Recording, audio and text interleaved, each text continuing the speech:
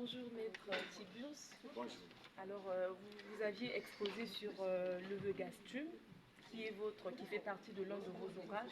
Alors en parlant simplement de cette édition de lancement d'Amacha Lakamit, qu'est-ce que le Vegastume pourrait apporter à cette revendication peut-être de la spiritualité africaine? Bon, d'abord, je remercie l'édition, comme c'est pour la première fois aussi. Effectivement, il faut des choses comme ça pour aller prendre les gens qui ont des talents dans la rue, donc qui sont dans l'ombre, de les ramener dans la lumière. C'est en sorte une promotion pour les acteurs du réveil de la race noire ou des panafricanistes. Oui.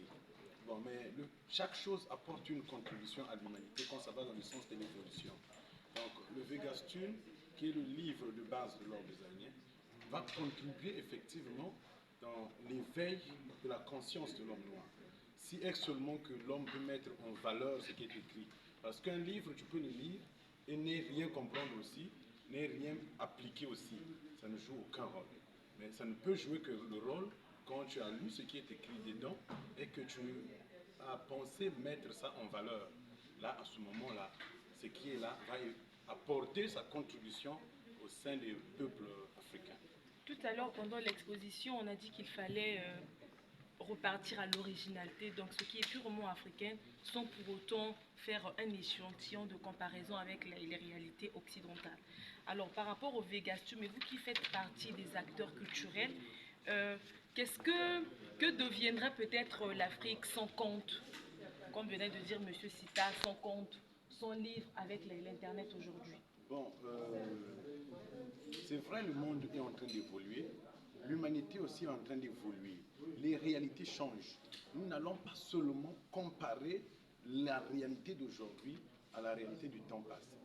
Hier, les enfants s'amusaient avec les petits trucs et tout ça là. Mais aujourd'hui, les enfants s'amusent parfois. Cela dépend des moyens des parents. Parfois avec de l'ordinateur. Parfois, tu ne trouves plus les enfants s'amuser comme nous nous sommes amusés. Le monde évolue. Même les contes là doivent exister, bien sûr, mais nous devons aussi changer par quelle manière le transmettre.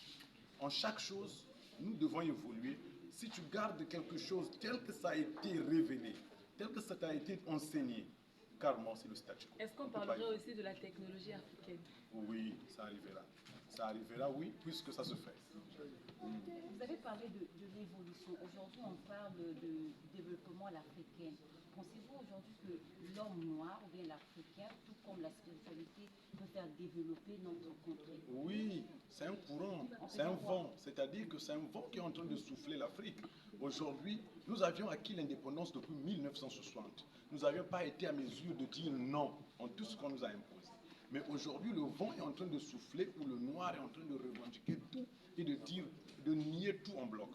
Ça, on ne croyait pas qu'on devait y arriver, hein. On ne croyait pas. Mais c'est parce que nous sommes maintenant un peu matures. Nous arriverons plus matures qu'aujourd'hui, ça viendra. Donc dans le domaine de la science politique, partout où on peut imaginer, ça viendra que le monde va évoluer à une vitesse que nous n'allons même pas mesurer. Parce que cette période-là, c'est pour les Africains. Voilà, pour moi, tout le langage tourne autour de ça. C'est un vent. Effectivement, ça arrivera. Monsieur, vous pouvez vous placer là.